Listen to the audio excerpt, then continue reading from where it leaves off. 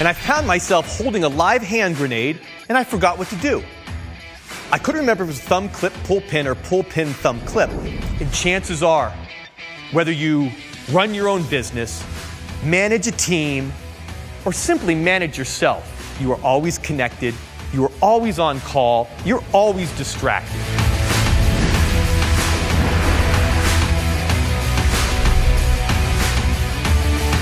Mushin is the philosophy that powers that art of war. That's the clarity of the enlightened warrior.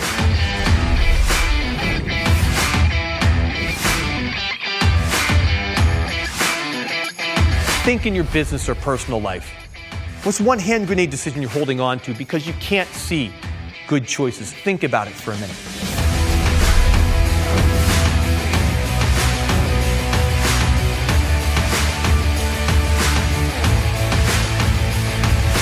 So here's the FBI agents. They're saying, Michael, you're a Marine veteran, you're a patriot, will you help us? So I picked up 2 marquee clients that dramatically impacted my bottom line and led to a whole bunch of other opportunities that I never could have imagined. Michael Veltri is a nationally renowned best-selling author and entrepreneur, a cancer survivor, martial arts master, and United States Marine veteran. Michael has decoded a 5,000-year-old system for performance called the Mushin Way, based on the practices of ancient warriors and philosophers. Secret until now, Michael is going to share how we can use these time-tested techniques to perform at our best, deliver high-impact results with balance, not burnout, and drive transformation in our businesses and our lives. Ladies and gentlemen, Michael Veltri.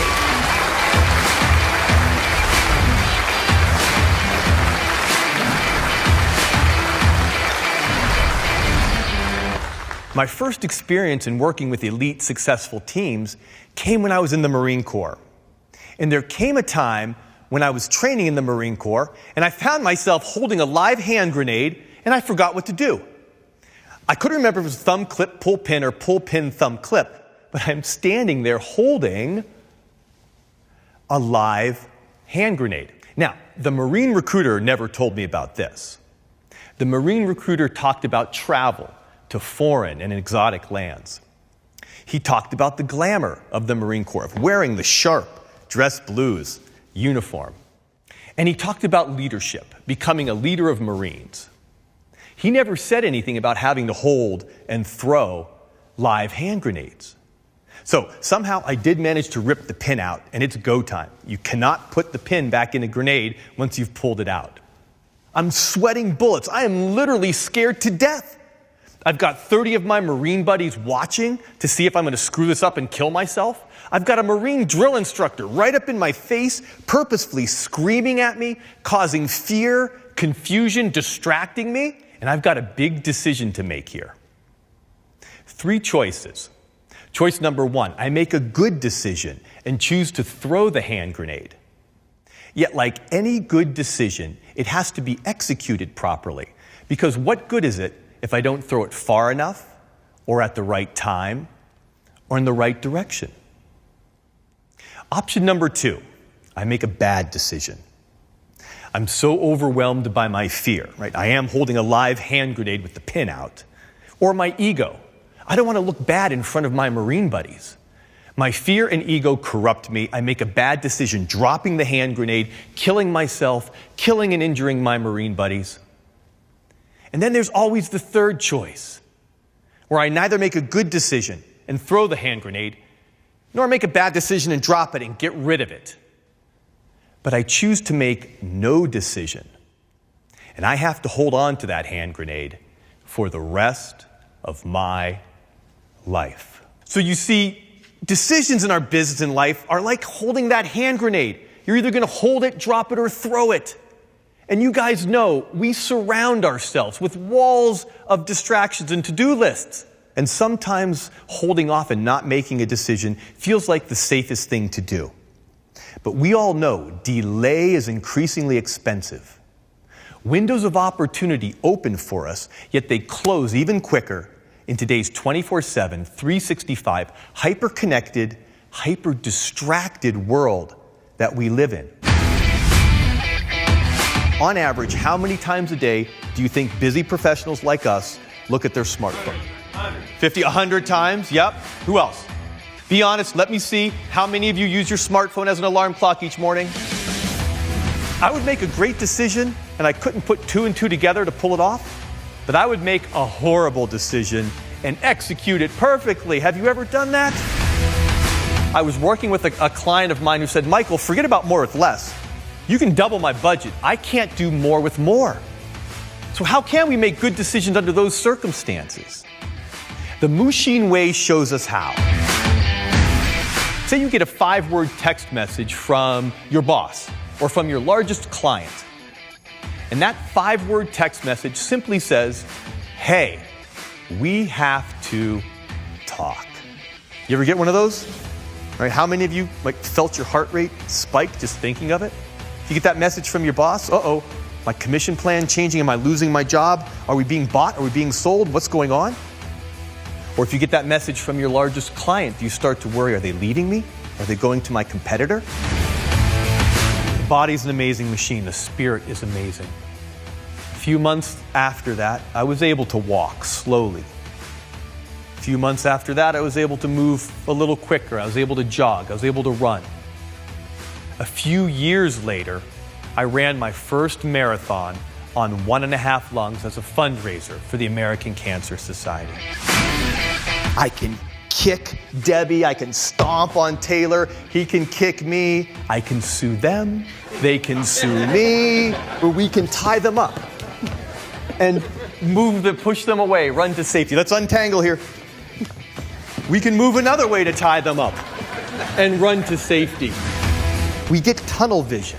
And in the Japanese martial art of Aikido, we are taught to expand our horizon to include the view of your opponent. That is a lesson that business people often try a lifetime unsuccessfully to learn. Because if you cannot see what your competition is seeing, you are eventually going to fail. But if you can see through your competition's eyes, if you can see through each other's eyes, if you can see through your spouse's eyes, you can first embrace and then overcome any challenge. That is true victory through harmony, because what is the opposite of we must win? The opposite is you're afraid. You're afraid to fail. You're afraid to look bad. You're afraid to try something new. You're afraid to innovate, and you are going to lose. Now, many of you know I lived in Japan for 10 years. Japan's a beautiful country. It's a country that's given us Zen meditation, elegant and graceful martial arts, and of course, everyone's favorite, karaoke.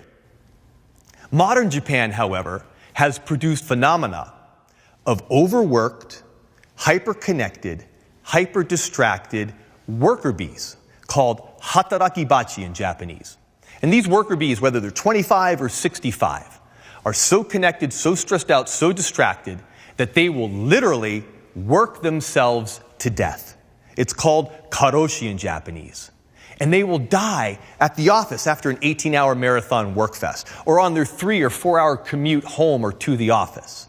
And the irony is, after I spent 10 mindful, beautiful years in Japan, not a part of that worker bee community, I left Japan to pursue my American dream, returned to America, and promptly created my own version of karoshi right here. I was literally working myself to death. You see, several years ago, I followed the common business advice of the day to pursue your passion. And I did. I left a very comfortable, a very secure, and very well-paying job in corporate America to start my own business, doing something I loved to do, I was good at doing, and I had fun doing. And I promptly started working longer and harder, with more effort, producing more mediocre results than I ever had in my entire life. This is how my day went. See if this sounds familiar. I'd wake up every morning at 5 or 5:30. My smartphone would be my alarm. I would start looking at my work emails, text messenger, calendar items. My heart rate would spike, worrying over what I just saw. I'd jump out of bed, get ready, get to the office, and then like a hamster on the wheel, I was always running. I was always reactive, barely keeping my head above water, fending off 100 distracting messages at once. And chances are, whether you run your own business, manage a team, or simply manage yourself, you are always connected, you are always on call, you're always distracted. How can we win this losing battle against distractions, continue to be productive at work, meet all of our demands, get back to our clients immediately, follow up with our boss, follow up with our family, and be successful and productive with balance, not burnout? Well, the Japanese have a word, a concept called mushin. And this word mushin literally means no mind. But I'd like you to think of it as no distractions or clarity. And this concept of mushin was developed hundreds of years ago on the feudal battlefields where the samurai warriors weren't texting, they were fighting to the death with razor-sharp swords. Forget about seconds. Life or death for them was decided in milliseconds. The samurai warriors couldn't be distracted. They had to clear their mind. And this practice of mushin frees the mind from the shackles of fear and ego, frees the mind from the shackles of guilt and obligation, frees the mind of distractions. So the mind becomes calm and clear and reflective like a calm body of water, polished to a mirror reflection. You can simply see each and every situation for what it is, unencumbered by these shackles. From there, you can make the right decision at the right time, all of the time. Now, I'm sure you've heard of the best-selling book called The Art of War by Sun Tzu. It talks about wonderful strategies and tactics, especially how to apply them in the business world. Mushin is the philosophy that powers that art of war. That's the clarity of the enlightened warrior. Well, here's my first Mushin Way peak performance lesson that I want to share with you today. And that is, even though you can't see them, you always have great choices. Even though you can't see them, you always have great choices. Well, not too long ago, in my business life, I was faced with a really tough situation. You see, I own and operate one of the largest martial arts academies on the East Coast, in Washington, D.C., a few blocks from the White House. And among my adult students are the political rock stars of the area. I have members of Congress, members of various presidential administrations as my students, lawyers and lobbyists, business people, and a bunch of foreign diplomats. Now, not too long ago, I had a Russian diplomat come and take my adult intro program. Real nice guy, did great in the first class. He was coming back for his second class. But the next day, there was a knock on my door. And that knock was from the FBI. From the FBI Counterintelligence Division. Now, it turns out that this Russian diplomat, his job was to sit at the big Russian embassy in D.C. and intercept our U.S. signals and try to break our codes. In other words, he was a spy. A spy, yes. Can you believe that? And it turns out that he rarely left the embassy. The embassy is self-sufficient. The diplomats work there, live there. The kids go to school there. The only time this fellow would leave would be to run down the street to the Whole Foods grocery store and come back. He didn't go out and socialize. He didn't go out to dinner or out on dates. The only time he decided to leave the embassy for any amount of time was to come train at my martial arts academy. So here's the FBI agents. They're saying, Michael, you're a Marine veteran, you're a patriot. Will you help us? Can you do anything within your power to make sure he joins? Even give him a scholarship. We'll pay you on the back end to compensate for you. Make sure he joins. And then we're going to plant some of our young FBI agents to go through your introductory program with him. We're going to befriend him, and maybe we'll try and get him to go out for drinks. And then we're going to try and turn him. Try and get him to spy for us. Will you help us? I mean, if you've ever watched the TV show The Americans, this was straight out of The Americans. So here I am thinking, okay, wait a minute. I got to betray the trust of my student for these guys? I got to lie to my students, pretend I'm something I'm not, or lie to my staff, or if I need to get my staff involved, have them lie to everybody? Or what if I say no? And then what's going to happen? Am I going to be worrying that they're secretly going to infiltrate my class? Or is the IRS going to knock on my door the next day and give me 10, 15 years of audits? This was horrible. I didn't think I had a good choice, but I did. And I'd like you all to pause and think right now. I know you're facing similar situations. Think in your business or personal life. What's one hand grenade decision you're holding on to because you can't see good choices? Think about it for a minute. So I knew I was faced with a really big hand grenade decision, and I needed to talk to someone else besides these two young guys. So I said, gentlemen, I'm sure you understand this is a huge decision for me. I'd like to talk to your boss. They said, fine, Michael, okay. The FBI headquarters actually is not too far from my academy also. So there I am at the FBI headquarters, and I'm meeting with these gentlemen's boss. He's a man closer to my age. He was also a Marine veteran. Now, we didn't know each other in the Marine Corps, but there was a relatability, and we started talking. I explained to him about the Japanese martial art of Aikido, how I not only teach the physical side, but also the leadership development side to my students. And he started thinking, and then he made a suggestion. He said, well, forget about that Russian spy, that diplomat. We'll work on him later. I see a bigger opportunity here. Would you like to come and teach our staff? That's something I didn't see coming. What that turned out to was me teaching at an elite intelligence facility called the National Counterterrorism Center. The NCTC, the National Counterterrorism Center, was created after September 11th. And this group, you've all heard of the tip of the spear? Well, the NCTC is the razor-sharp edge of the tip of the spear. It's made up of elite FBI agents, CIA officers, and military special forces. And so I got a brand new gig teaching at this great organization, not only the martial arts side, but also the leadership development side. That led to me getting another great marquee client, the CIA headquarters. So I picked up two marquee clients that dramatically impacted my bottom line and led to a whole bunch of other opportunities that I never could have imagined, just because it allowed me to uncover those hidden great decisions that are always there. The Mushin Way provides access to that clarity of the enlightened warrior. We have to exercise our Mushin muscle. And like any new exercise, the more you do it, the better you get. We lift 5 Mushin Way pounds, exercise that muscle, then 10, then 15. Next thing you know, you're bench pressing 300 Mushin Way pounds. It's a practice.